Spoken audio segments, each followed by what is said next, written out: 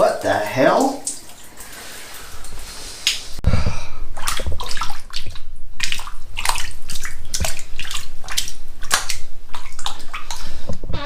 Crap.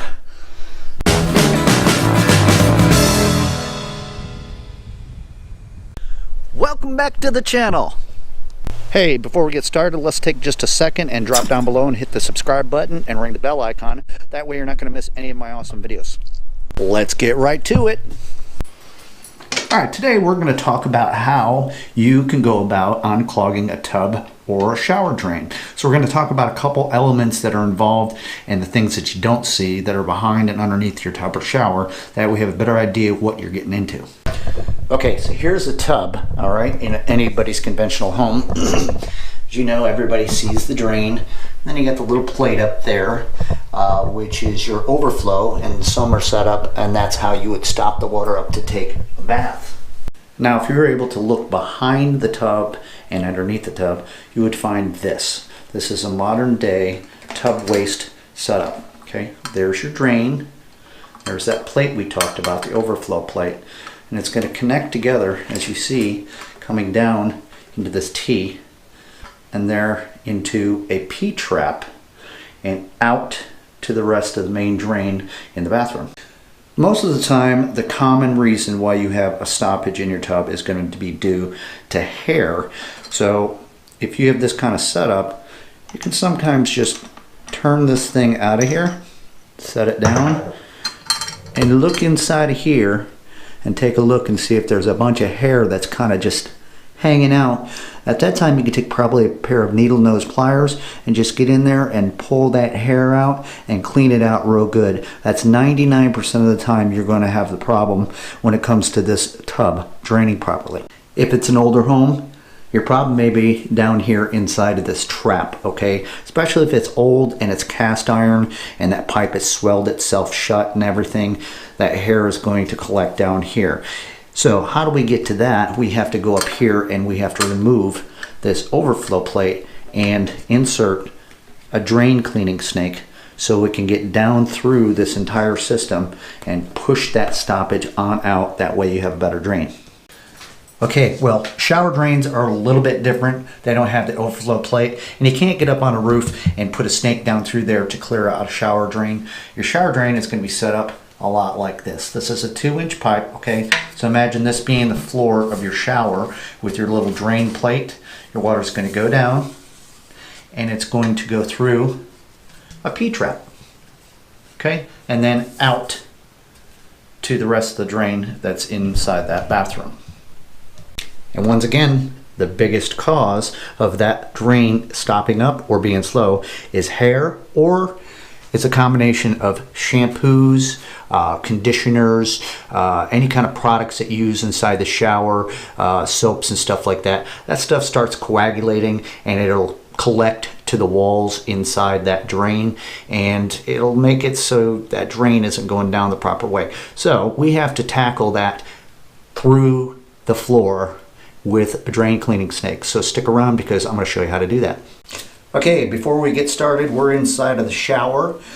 We need to exercise a few safety tips, like I always try to stress. Get yourself some disposable gloves. Always a great idea because you don't want to end up reaching down and grabbing a bunch of that crap that's down there. Safety glasses, see them? I wear them all the time. I like to wear these when I'm cleaning drains in case something splashes up and hits me in the eye, especially if there's some sort of chemicals or all that other garbage that's down the drain. Hey, let's not forget, while you're operating this machine that I'm about to show you, wear a long sleeve shirt of some sort, okay? And I'm going to show you why, because you don't want to end up that thing coming back and hitting your arm and making a rash, and you'll thank me for it. We're going to go ahead and take a Phillips head screwdriver, and we're going to go down here where the drain grate is, and we're going to remove those screws. Sometimes you can remove one of them and just kind of slide it off over to the side. Now have yourself a look at that. Yuck. There's a bunch of yuck down in there. We got to get that yuck out of there. So here comes the machine. Bam, look at that. This is a RIDGiD K45. This is what I carry on my van, and I use this when it goes to unclogging shower drains, as well as tub drains, lavatory drains, and sometimes for kitchens. All right, so here we go. I'm all plugged in, ready to go. I'm gonna take my snake end, and we're gonna put it down in here, into the drain, until it won't go any further by hand. That means I hit the top of the P-trap.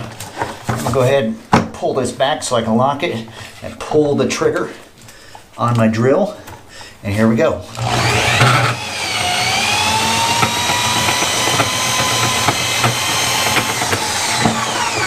I want to get down through that P-trap.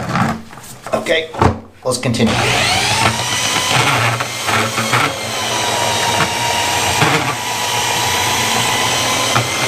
Back and forth. My drain inside of this shower doesn't go that far, maybe about 8 feet or so if you're lucky.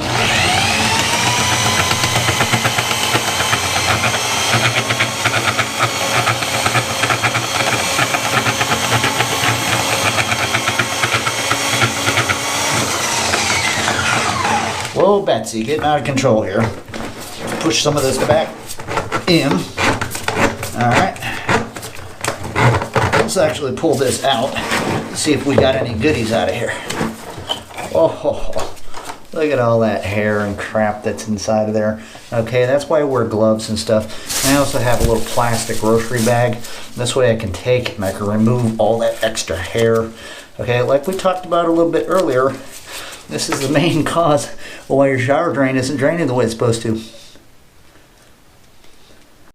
Okay, don't forget to always exercise safety. If you're not comfortable doing this kind of stuff, or you just don't have the resources to do these kind of things, or have this kind of equipment, there are other alternatives. I strongly suggest not to use anything like Drano and all that other crap that they have in the market that's caustic, and it can potentially harm your pipes. Or if you call a plumber, he's got to work in that drain after you've used a Drano and those other cleaners.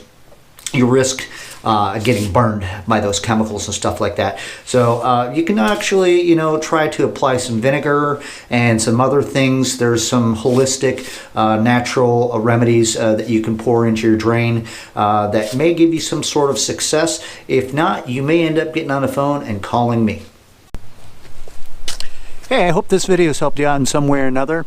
I do appreciate your time and watching this. Share it with your friends if you have anybody that has the same issue. Most people at one time or another are going to end up experiencing this. Remember, there are countless amount of tutorials out there on YouTube. They're showing the exact same thing that I'm showing you today. So whatever works best for you, always remember to practice and exercise safety, and at any given time, stop what you're doing if you don't feel comfortable and call yourself a local licensed plumber. I want to thank everybody for the comments, the likes, the views. Don't forget to subscribe. Have a great weekend. Thanks. Till next time, keep plumbing. Thank you so much for watching my video. Until next time, this has been Plumbing with Tim. Keep plumbing.